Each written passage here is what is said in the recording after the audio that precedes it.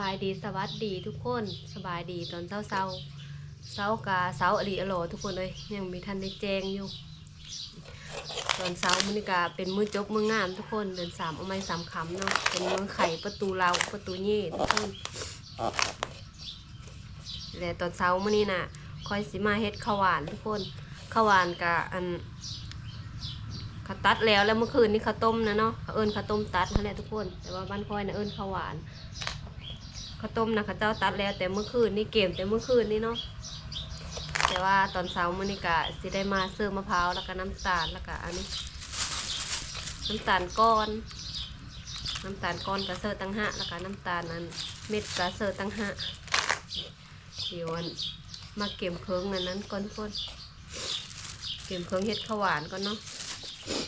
นี่ทุกคนข้าวหวานกับอีแม่เพิ่นนั้นขูดมะพร้าวเสร็จแล้วเนาะยังแต่เสิร์ฟน้ำตาลเครื่องกระซำใหญ่เลยข้าวหวานจ้ะ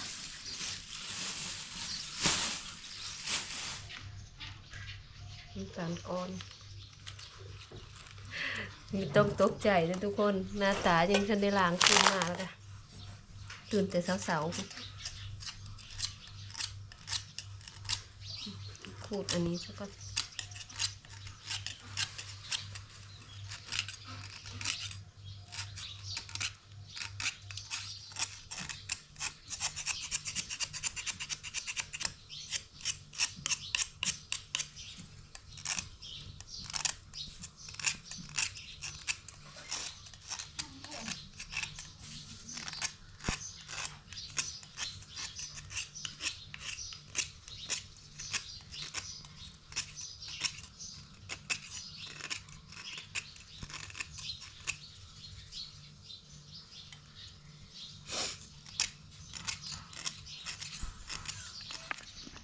ตอนนี้กาซอยน้ำตาลก้อนเสร็จแล้วทุกคนเดี๋ยวมาเสิร์ฟน้ำตาลอีก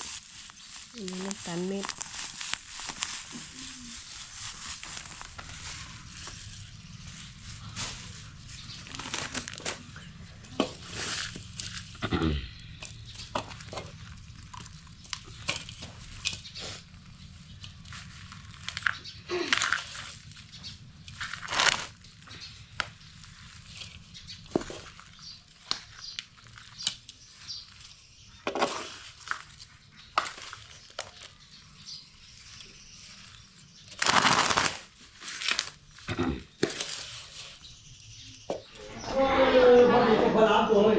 ทุกคนหลังจากที่เฮ็ดข้าวหวานแล้วก็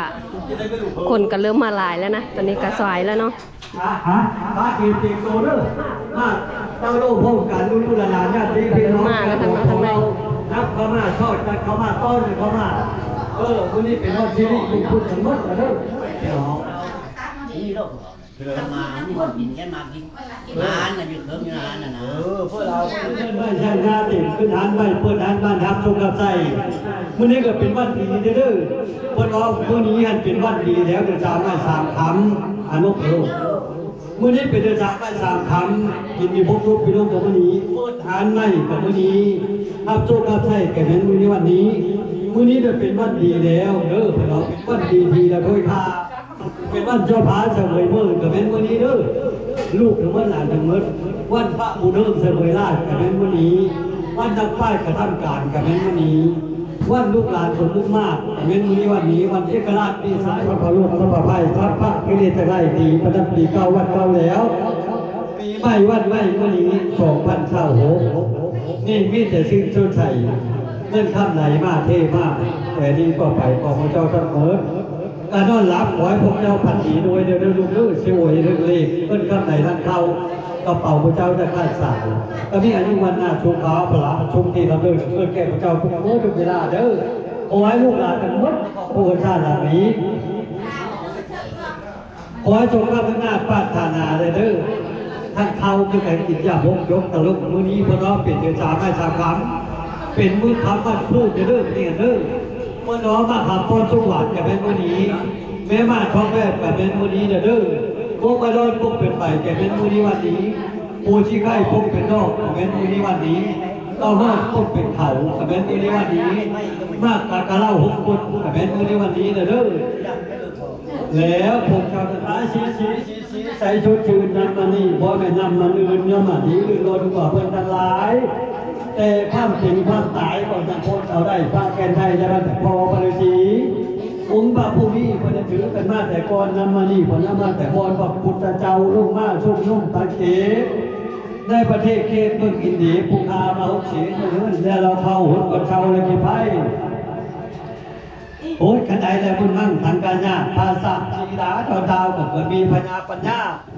นั่นมานีนั่นที่ว่าพุทธวดาผู้เป็นโถพันแพวทำเต่าแก้วในการที่โดยเตจาปารามีมันกระโถสุภัยผู้ชายที่ใดมาหุดจงพ้นหายปังวันเลยจงให้ใส่ยังตูภาวังใส่ยังตูภาวังจงเป็นสัญญาบุญคุณอันแม่นยิงโดนลูกชิ้นว่าแล้วหลวงโอข้าเธอ1 2 3 4 5 6 7 8 เก้าเท้ายืนเท้ายืนรับรวยเด้อลูกเด้อเด้อรวยเลยเด้อเด้อเท้าเด้อนั่งเด้อสาธุเป็น เอาผู้แขนภาพเพื่อเราหน่อยก็โดนเราขวัญกันดีกว่าเข้าดีกว่าเข้าเขาจะช่วยความเข้า ติ่งจังน้อยบ่ ติงก็นะเอาบ่ยาได้ รับไปโทยใหญ่ๆมาให้ลูกข้ามเป็นแข่งช้าให้ก่อนเจ้ามากเป็นแข่งขวาก่อนเข้าความเข้าได้เข้าลูกให้เจ้าได้มีนางงำนางน้อยเป็นช่วยมีเจ้าได้ไปให้เจ้ามีลูกค่อยดูแลจนครบ มี3 ชิ้นเอามาอีก2เด้ออาจจะแขนนะเด้อภาพนะมี3ภาพมื้อนี้ฮะ ที่เลิกตูพรีเว้าชาวภาคที่ แล้วมีเจ้าหน้าที่เป็นกระเบียนของช่วยประการภาพตอนนั้นการ ย่านะ ของความมาดู เท่าสั่งการน่ะ เข้าอรัญญาได้ป้าไม่ชราบ้าง เอาไม่เฮ้ยดีกว่าเพื่อบีดัก ไว้คนที่ไหน เห็นแล้วบ่นี่คือจ้อยนะพวกเฮาทั้งหมดชิบเท่าชาวแก่มาครับก็คุณขวัญเฮือนลูกหลานเท่านี้แล้ว มาเกินหาหนอเฮือนไม่ใช่ญาเต็มอยู่ดีมีแห้งแล้ว เขาก็ล้ำโลยแล้วเท่าไปแก้เขาก็มีริบต่อห่อเล็กก็มีพายเช่นหนึ่งผู้เขนรักชัดแขนไว้ แต่นี้ต่อไปขอเจ้าอยู่ดีมีแห้งอยู่ดีเป็นชุกเฉลุกสบายเจ็บจะได้ใครจะมีขอเป็นผู้เป็นชัยคือบางคำเมื่อแกลูกแกหลานเนี่ยบ้านน้อยหลังนี้เด้อมีอายุบางคันนี้เด้อครับผม ลำโลยตัวเย็นเชื่อเอาผู้เพิ่ม เอาอีกเลย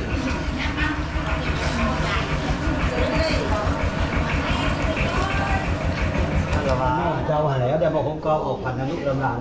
ก็ปวดหันไม่ใช่ญาเต็มกินมีบกยกไปลงเข้าน้ำทำป่ากับอุบุวะมุนมาพุทธมุนมาธรรมะมุนมาสังฆมุนมาละพุทธรักษาธรรมะรักษาสังฆรักษาเทวดารักษาพบบ้องคุ้มครองในเกหาสถานเนื้อชาติหลังตู่ผู้เป็นพ่อเป็นแม่แต่มีก้มหน้าอยู่ได้ไงตาจุเป้าก็มีพายเช่นหนึ่งผู้แขนรักชัดแขนไว้พายเช่นนี้กับพายดีเดียวเชียวเด้อพายดีคุณภาพผู้แล้วตัวเวชจากบ้าป่าปามเวทข้อในเขตยาพระเข้าขอเจ้าอยู่ทุกทีมีแต่ดีจ้ามีเช่าตั้งต่อเต้าของหน้าจัดตะลุอันนี้จะแม้ก็ได้เจอน้ำเด้อผู้คุณนายตาแล้วกันกระชาทุดีกว่าเอาคนเดียวยุ่งกระเชื่อลาบปัญญาได้กินเยอะโตขึ้นไม่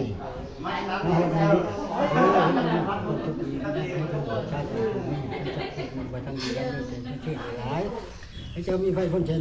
ดังนั้นเราบอกหายกว่านี้มันหายกว่านี้ซับประทุกกันนี้ซับพระไพกยานซับพระโลกากันนี้ป้า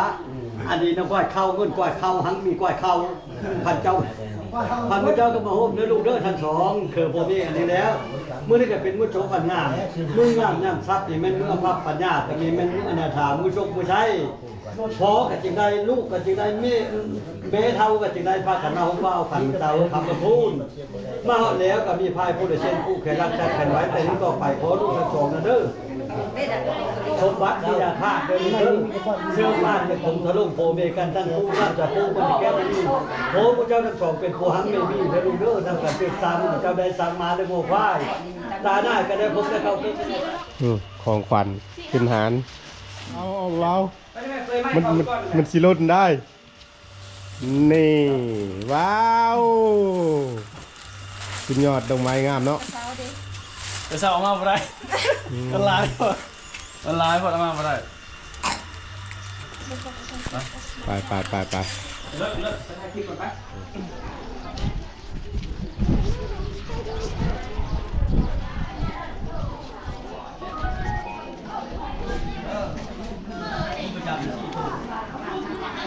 พี่นำเจ้าบ่าวมาเรียบร้อยนี่เป็นเจ้าบ่าวนะ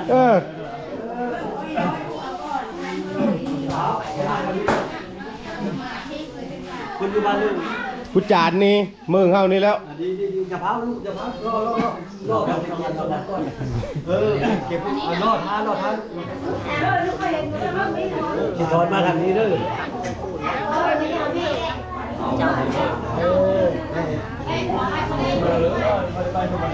ตามบอกแกเว้ยเฮ็ดได้เด้เดี๋ยวกระเทาเดินเฮ็ดดังเรื่องมาพูดแก ตายิ้มนึกว่า ไม่มีอย่าง ไม่ต้องมางามมันเลยนะ นับเขามา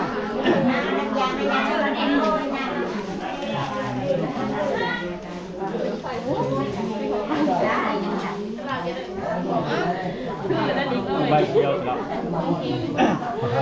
จะได้ใบชี้เท่านะครับนะจะได้ใบชี้เท่านะ เขาบอก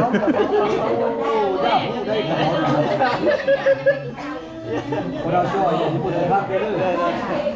จ้าขา แพ้ดิจะว่า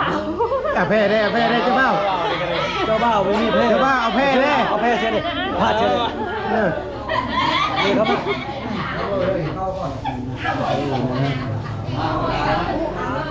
ดีกว่าเข้าขันมาเจ้ามาโฮมเนิ่นเจ้าคือทั้งสองล้าหำแล้วก็นั่งนิ่มนั่งโบท่องเพิ่นก็มีชื่อเสียงเรียกหน้ามาโบท่องเพิ่นคำหลายบาเทบ้าแล้วมื้อนี้ก็เป็นมื้อจบมื้องามน้ำซับแล้วก็มาเปิ้นหานเปิ้นหอมเปิดล่อเอาเงินเอาคำพุทธิดำเอาชื่อของมาให้ก็เป็นมื้อนี้วันนี้ แล้วผู้เจ้าทั้งสองก็ได้มาโฮมคูอย่าว่ามาหำคุณบอกเป็นยังเป็นแมนแล้วก็มีพายเสื้อแขนผู้เดเส้นมาผู้แขนรักษาแขนไว้ขอลูกหลานทั้งสองอันนี้ แต่นี้ต่อไปเด้อนะฮะกันแฟนกันนะลูกอย่าแตะกันโอ้โหก่อนกันเลยเด้อแต่นี่ต่อไปของพระเจ้าทั้งสองนะเด้อมีความสุขเขียวว่าได้อยู่ประชาหลังสูงเด้อลูกเด้อเป็นฮักผู้แพงกันมีผู้จักผู้จูงประทังดีเลิศแสนประเสริฐหลายมีภัยพ้นแสนแต่เมื่อแม่นเทพอาขอเจ้ามีอำนาจและพระอัลลาฮ์จะเสียมีเสียงดีคือนกกระเวกเด้อลูกเด้อขอให้ได้เป็นเอกและบางคนอย่าได้จนขึ้นยากทุกสิ่งมากเลยตาให้มีเสนาแห่นแห่ชกรุ่นพอรุ่นแม่มีเงินมีทองมีอายุวันดาสุขาพละมีรับมีด้วยเด้อลูกเด้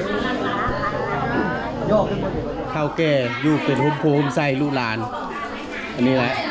มักม้วนอีกอ่ะ มักมวนชาวมักมวน ผู้เฒ่าเสานิ้ม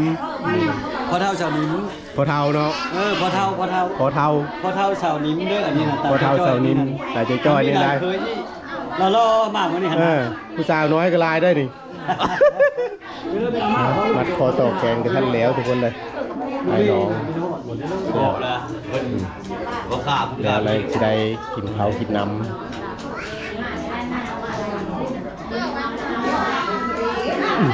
เลยบ่เปลี่ยนชาได้วันนี้นะเนี่ยพักก็จะเอาก่อนตัวนี้คือลูกเขาไม่ธรรมดาเนี่ยมันเลย แล้วร้านเป็นคู่ผู้เฒ่าเลย มื้อนี้การทำงานใหม่คือ ว่างดังแน่